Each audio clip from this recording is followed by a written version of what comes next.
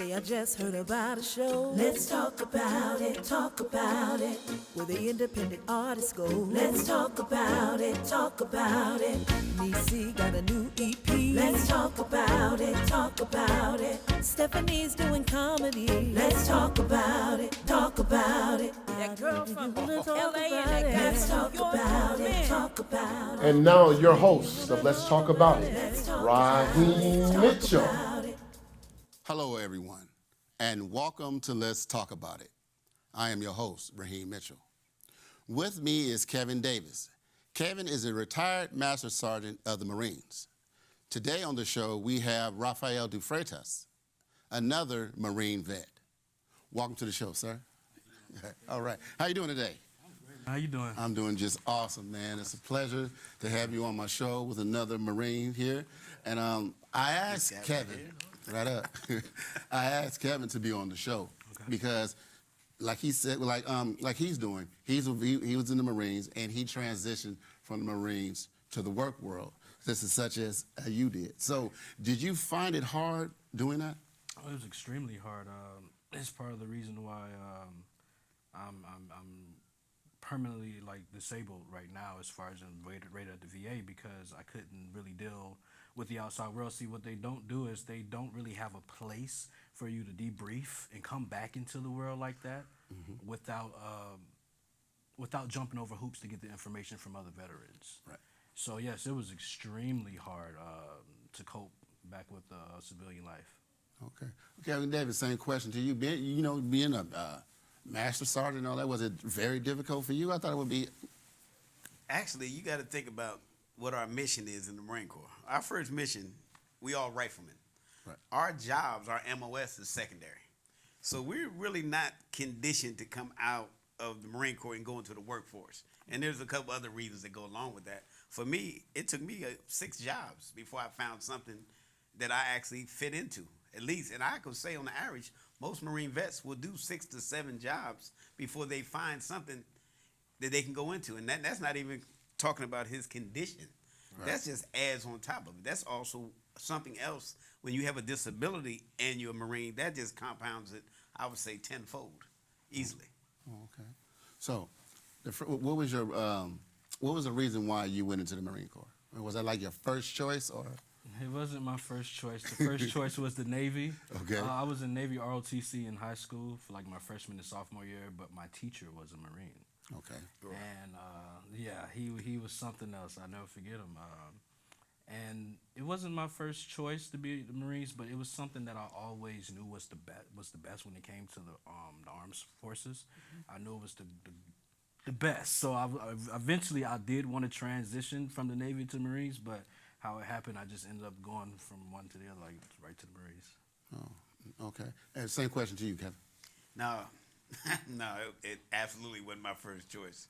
I actually wanted to go in the Air Force. Okay. But again, it was the perception. Let's just be honest. The Navy, I knew I couldn't swim. It's a black thing. Some black people can swim now. Come on, Kevin. Yeah, but no, let me just say this about this. Okay. The Navy, like I swim like a black man. The Right. Navy wants you to swim like Aquaman. You know what I'm Right. saying? So that wasn't gonna work out for me. So the Navy, the Army never, but the Air Force was number one because I heard they were technical, intellectual. I thought I was intellectual, and I thought that'd be good. Plus, I heard their boot camp was short. Right. So I was really copping out at this point. I wanted to go the easy way. I'm just being honest. Right. But when I tried to enlist, I was actually underweight. I weighed 98 pounds, and I needed to weigh 118. So it was a little difficult. So they told me I had till August. It was December then, and if you live in the inner city where I come from, a month could be like a lifetime. Your life can change in a month. Right. So I decided after I had got pulled over and I had went to jail, and I didn't actually go to jail, but it was the hardest, roughest, scariest 4 hours I ever spent in my life. And after that experience, I decided I need to make a difference, and I knew I needed to change. And that's why I ended up going in the Marine Corps. Now I realized I needed the discipline, and that's why I ended up in the Marine Corps. Oh, okay. So, while you both were in the Marine Corps, did you find it difficult to adapt to all the nuances that they have you guys doing, like getting up early in the morning, doing your calisthenics, doing the exercises and stuff like that? For me, I think the main reason why I chose the Marines and why it wasn't that hard is because it's something that I was always doing. Like I was always clean. My mom raised me to be clean. My dad raised me to be clean. So being organized in that aspect, no, it wasn't difficult. As far as in being a grown man going into basic training, being in the streets for years, and it was kind of difficult having somebody talk to you some type of way when you felt like I took care of bills. I'm a grown man, blah blah blah blah blah. But other than that, once you get over that, I don't think it shouldn't. To me, at least, it wasn't hard to adapt. You said you said you were brought up that way. What was your household like? I mean, because you sound like you were prepared for that. Like mine was totally different. What was your situation? Well, see, for me, my mom is a minister, so I was raised in the church. So it was always strict with biblical aspects. My dad, he was strict just because same thing, military. Okay. You know what I mean? And I would say structure came from a spiritual walk. You know what I mean? So for me, it was always been like having integrity, like being proud but not being boastful. So it was like everything that I was raised to be. The Marine was just like how can I say, like It passed on to you. a cutout. You was a poster for it. Yeah. So, I was the opposite. Yeah. I was the poster child for Feed the Children.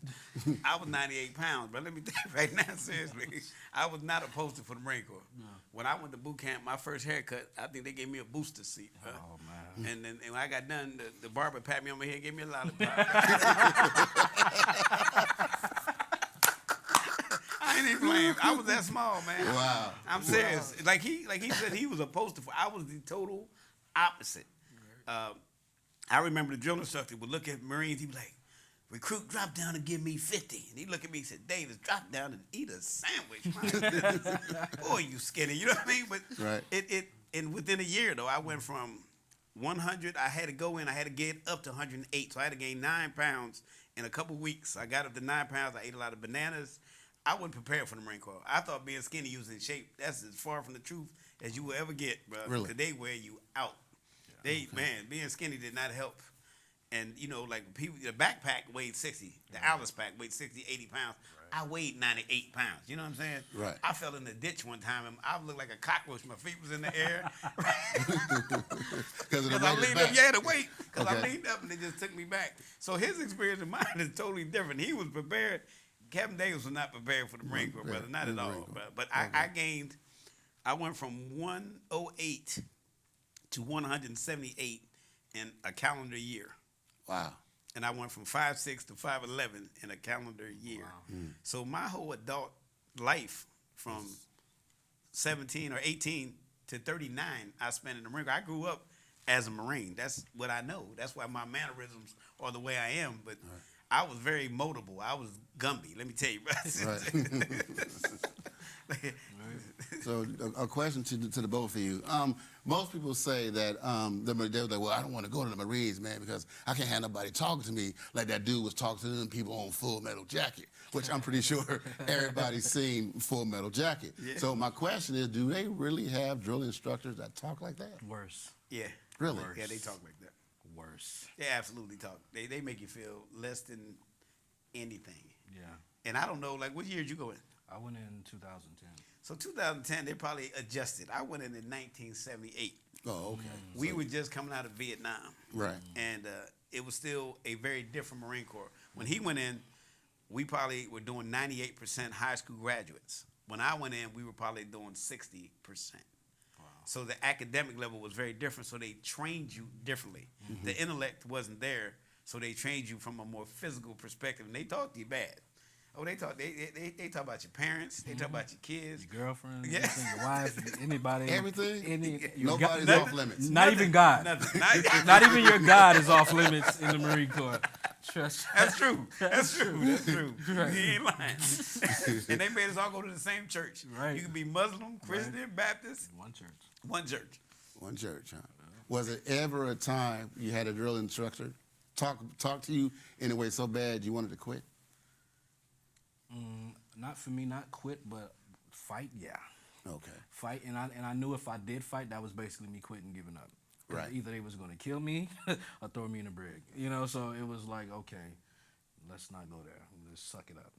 Okay. So for the people that don't know the military term, the brig, is that That's jail. similar to jail? That's jail. Okay. Yeah, that's and jail. so how long would you have to go if you were being disrespectful? Oh, or- They can, You could go for 6 months. You go for 6 years. It depends what you do.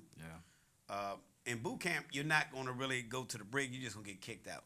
Okay. It's after you get in and Oh, process. yeah, okay. Like I only wanted to quit a lot, but but the one time I realized that I really wanted to quit is when we went swim qualification. And if you're not a real swimmer, like most of the non-swimmers was black. Let's just be honest. Yeah. They put us over in a separate, and I made the dumb mistake and said I could swim. Right. And so when you say you can swim, you get a different qualification. Okay. And I was in the pool and I was going down. I was drowning, basically. Right. And I went down the third time, and I've seen TV, and the third time you die. So when I went down the third time and I looked around, nobody was looking at me.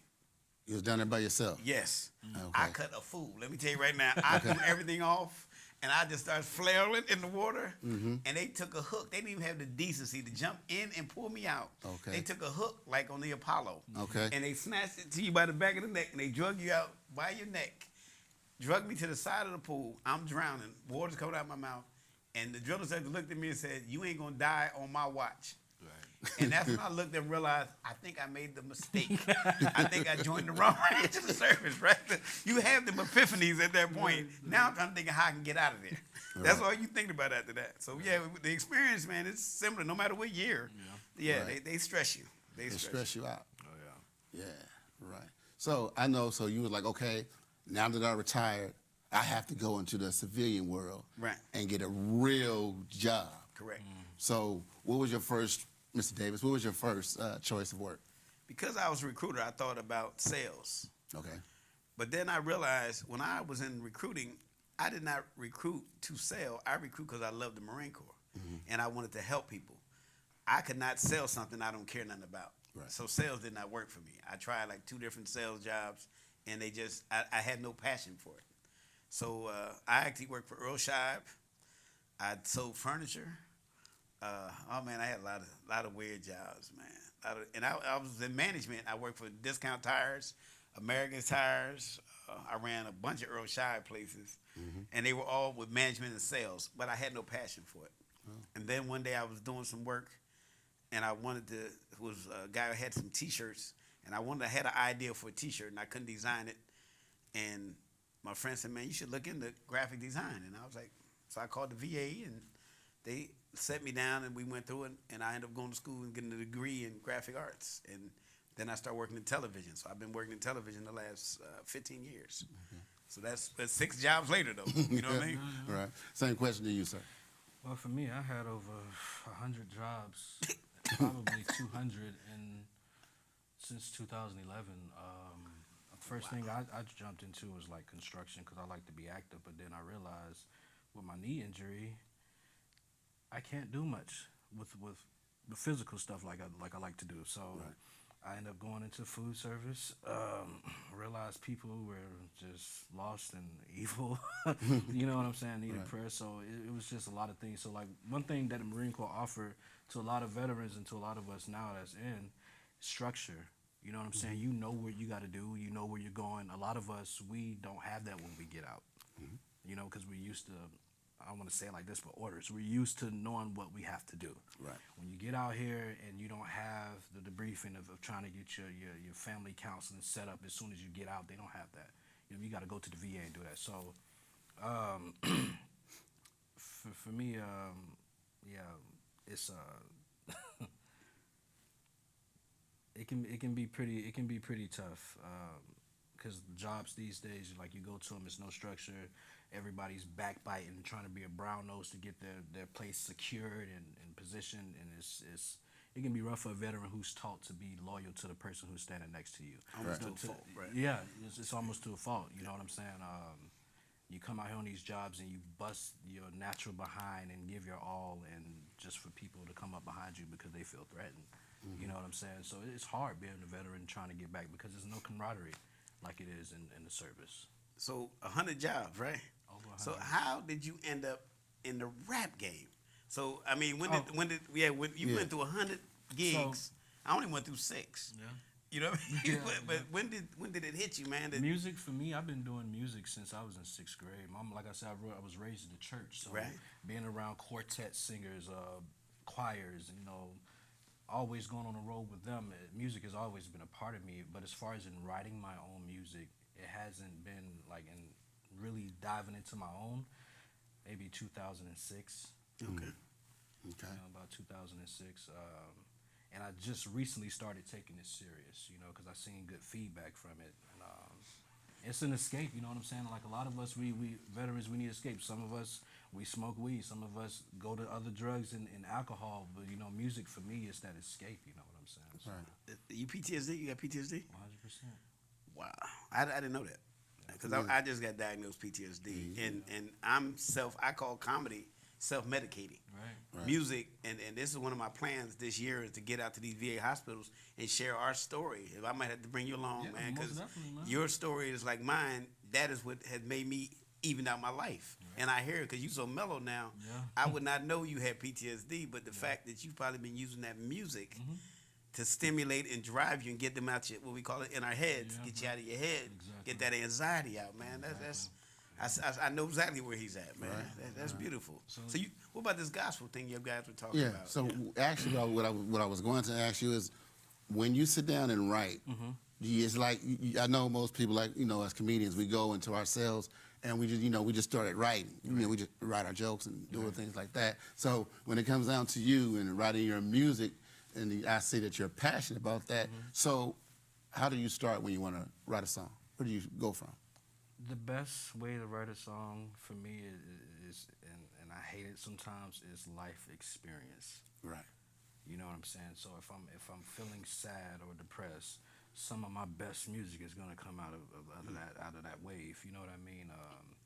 But what I like to do is I like to talk to God first, because it's like, God, I got this burning desire in me to say something. Right. So I'm gonna say it, but please forgive me if it don't come off the way it should come off. Right. So I try to talk to God. It's like, I know that my music is gonna reach ears that I may never even see.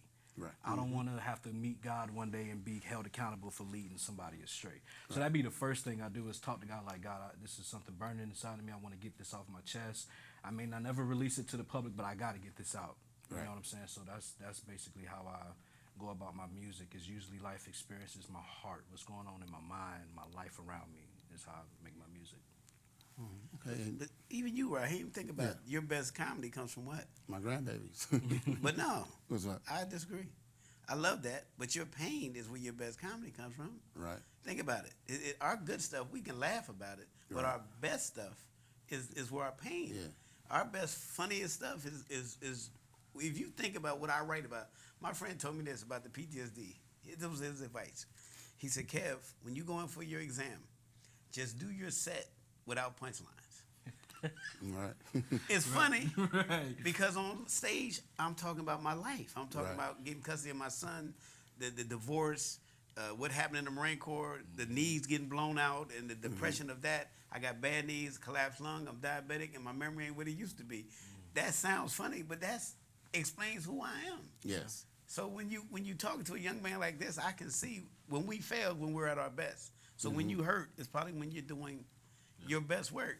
That's crazy, isn't it? Right. Yeah, it's Our real crazy. best work comes from our worst experience. Because I remember one time when I don't know what happened. I'm in the bed asleep, and I just jumped up, and then I just started writing a joke. And that's the joke I wrote about my grandbaby going to the store, talking about, Papa, I want to bring you something back, Right. the pink sock joke. And I don't know what happened. Where It's it just came something just woke me up. It was God that woke me up, and I just started just writing that joke. So I'm like writing it. And then when I got with my boy Kevin, I said, okay, well, let's figure out. Let's tweak it a little bit. Let's do this. And now that's It's like a one of my, killer joke. yeah, Yeah, it's a killer joke. It's one of my best ones. It's I mean, guaranteed laughs. Guaranteed. Without So, a doubt. what was one of the? What would you say? I know all your songs are the best, but what would you want? Which one would you say if it was out now, I would get nominated for an award? I have a few, honestly, but if I had to pick one, We Belong. A lot of people say John Wickedy. A lot of people say Feeling because it's a gospel song, but I would say We Belong because I rode off the wave of do not want to misquote this man, and I didn't use his word. Stand by Me. Was it who sung Stand by Me? Sammy Days. Sammy. Was it Oh no, Sammy no, no. Davis? Sammy Days. I tell you who wrote it. Isaac Hayes wrote it. Okay. Well, Be Belong. I started off with some of the song like When the Night Has Come and the Land Is Dark. You know what I'm saying? Like that means a lot. At that 7 day? And the sun and the moon is the only light you'll see. Yeah. Yeah, but what's name wrote that? Be But afraid. Isaac Hayes wrote it. Yeah. So Okay. I say that one is because being married and being that we go through things in life together, it's like it's no greater feeling than knowing that no matter what happens, this person is gonna be with you. So it's like we belong no matter what. When the night has come, meaning, you know, the world is dark outside with their views, their ways. You know, as long as we belong, I'm good. As long as we, you know what I'm saying. As long as we're together, we good. Yeah. You know what I'm saying. So I think that's one of my favorite ones, just because, especially being PTSD, the world look at me different, family look at me different. You know, we belong. That song was for my wife, so it mean that one mean a lot to me. I would say that we belong. I want to hear it. I want to hear it. We have to hear that. Matter of fact, we can actually probably play that, dude. You know, while we're talking, actually, I have my editor bring it up, and trust me, we'll make it happen. No problem. You know, so That's inspiring, though. yes, sir. And That's very This inspiring. is a very, very inspirational young man here. Yeah, I'm into a few things. I'm trying to create this program. I'm working with a few brothers, young and older. Like I said, like one of the things we lack is men in America is direction, because our fathers didn't have that direction. Our brothers, you know. Right. And it seemed like the ones who did have that direction was always out of reach. The pastor's always too busy. The teacher, he has a 9 to 5. He got to go home to his family. Right. You know what I'm saying? So I'm trying to create this program that these guys, kids, girls, anyone can come and be counseled like step by step. If you have a goal, a lot of us can see ourselves in the big picture, but don't know how to make the small steps to get there. Right. So like if I can get with the right people and then we making some steps, you know what I'm saying? Like these kids will have leadership. And they don't have to go to the military and get yelled at and get paid for crap. You know, they can actually, you know, do what they want to do in life as long as they have the direction and plan, because I didn't have it. Right. You know what I'm saying? So that's one of the things I'm working on, being an author. I make cartoons, so it's funny you said graphic design, because I went to school for that too. Okay, man. you want that too? Okay. Yeah, so that's pretty cool. But, That's great. That's cool. So, did they ask you to come in to get tested for PTSD, or you felt a certain way and you were like, well, can I leave? Is that how it goes? Did you tell them that you want to get tested, or how does it go exactly to where you go in and they actually take you through the steps to get you to see if you are We have PTSD? two different yeah, views we have on this. different views. Yeah, so let's So hear your let's hear view, yours. and then I hear your Yours. view. So this is for all the vets. Listen, go to outside sources to get that confirmation. For years, I knew something was wrong. I didn't know what. It wasn't until 2016 that I found out that I had PTSD. My wife was doing research, like, why is he closing windows and doing this and doing that? I'm like, PTSD. I'm like, wow. So, okay, that's what it is. So once I found out what it was and I seen all the confirmations of my characteristics of what's been going on, I went to an outside doctor. Okay. And I basically kind of told them that I already had PTSD because of my symptoms. All they did was write it down, every word for word that I said, basically. Now, fast forward going to the VA about it, being that I have outside sources telling me I need to be seen at the VA because I have PTSD. The VA sent me to a QTC. CNP. It's called it, yeah. All right, so now you can take over from it. 'Cause Yeah. So basically, same with him and I. I retired in '99. Okay. My ex-wife got murdered in the Marine Corps. Her and her sister got shot in the head, and they got shot by another Marine. Okay. So the Marine Corps never ever counseled me. I never got any treatment for any of this. I carried this with me for years. Nobody ever knew this. I never talked about it. Right. But I knew I had some weird stuff that went on in my life. I would get high and low, my depression and my anxiety. I have guns in different places in my house. I have weapons all over. I lock the doors, alarm, all that stuff. Everything he's talking about. But I never knew I had PTSD. You know that. Right. I've held fundraisers for PTSD and didn't even know I had PTSD. Yeah. I'm trying to support people with PTSD, not knowing that I have it. I just always wondered what the quirks was with me. You know, why do I get angry? Like, I used to be very angry. I used to be a very angry person. Never knew why. So one day I'm talking to somebody, and they're like, man, you got symptoms of PTSD. Well, every time I went to the VA, they ask you like this: you got PTSD? You go, no. They say, okay. And they move on. I'm just being honest. Okay. So you have to go to an outside source. And I got a psychologist to interview me. And she said, oh, you definitely have all the traits of having PTSD. The VA never told me that. So then I just recently got upgraded. I'm at 80% disabled now, which I never knew. I never knew a lot of my rights as a veteran. Never knew them.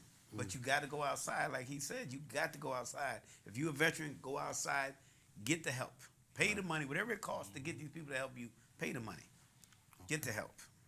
And you're not less than a person because you admit you got PTSD. I'm proud to say I got it, and I'm proud to say I will share with you my experiences to help your life and make your life better. Yeah, because my grandmother used to always tell me, a closed mouth don't get fed. Sure don't. If you ain't going to say nothing, then I don't know that you're hungry.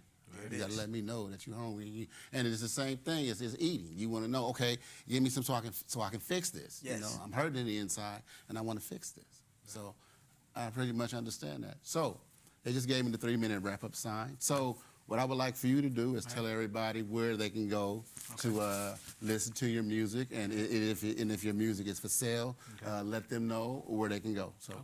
Well, you can find me on SoundCloud. It's Wreck-It Ralph, Rafael, of course.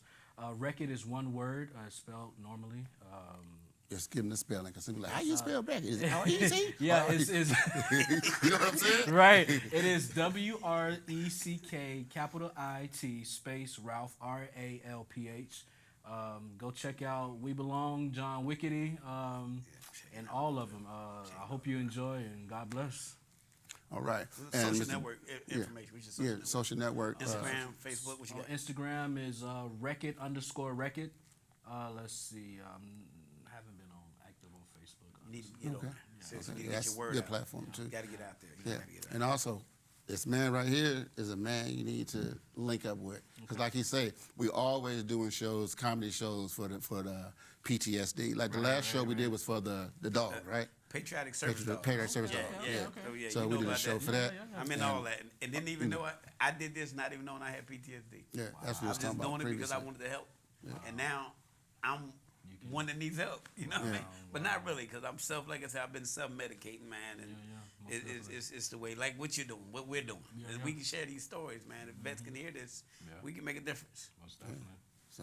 So I think all of us together, make a good team, man. Oh, yeah. so. You with that, and you with yours, and me with the platform to get it out to let everybody know, man. This will be, it can just be hot. You understand what I'm saying? And I'm telling you, when this man puts on a comedy show, he puts on a comedy show. And as a matter of fact, I think I was the only one that wasn't a veteran. A vet on the show, right? The only one. We had the guy that was the bomb explosive expert, yourself, and. One of your shows that I came to, he was there. Yeah, he was at the Ontario Improv? I think it was further out. Oh, that was his show in Beaumont. Okay, yeah. Oh, okay. Yeah, that was his show. Yeah, that was his show in Beaumont. Where they had the free barbecue. Right. Yeah, that was his show. Okay, yeah, I was hosting. He was in Diamond Bar. Okay. And he told me to host till he get there. Okay. So this is what happened. I'm hosting the show, right? Kevin walked through the door. I'm like, cool. I can get a show up to Kevin. Kevin like, nah, you're doing a good job. I'm gonna come in and have a drink. I'm like, you told me to host till you get here. Nah, you got the show going. I'll get to do it. Hey, you killing it. You know what I'm saying? So I want to interrupt that flow. You know what I mean? Right. But no, man, I'm serious. I just drove 100 miles, man. Diamond Bar ain't no 100 miles. Be quiet. To Beaumont? Beaumont ain't no 100 miles from Diamond Bar. This is about at least 89. Ooh, 11 miles. No. Please, ladies and gentlemen, put your hands together for Kevin Davis and Mr. Rafael DeFreitas. My man. Yes, these guys, trust me, you really need to follow these guys, man. They're doing big things, and you never know. They might come here on the show, and we might put a sitcom together. You never know. A sitcom about PTSD, a sitcom about whatever. Right. But I want to thank everybody for tuning in to Let's Talk About It. I am your host, Raheem Mitchell. And remember, don't ever share your 8x10 dream with somebody with a 5x7 mind. And a lot of people ask me, Raheem, why do you always say that when you close your show? And I'm gonna tell you it's like this. I was telling a lot of people that I wanted to get my own talk show. And it was like, you getting your own talk show, man? Man, when you had a talk, nah, dude, you don't need no talk show. You need to go ahead and stick with your comedy. See, that's the smile-minded person. I like thinking big, outside the box. So that's why I say what I say when I close. Don't ever share your 8x10 dream with somebody with a 5x7 mind. Raheem Mitchell, thank you for tuning in. Once again, for my two lovely guests, I'll make sure I'm gonna have these guys come back again. Until then, tune in next week. God bless you. Thank you very much. Let's talk about it, talk about it. Let's talk about it, talk about it. Talk about it. Let's talk about it, talk about it. Talk about it. Let's talk about it. Let's talk about it. That girl from We're gonna talk LA about it.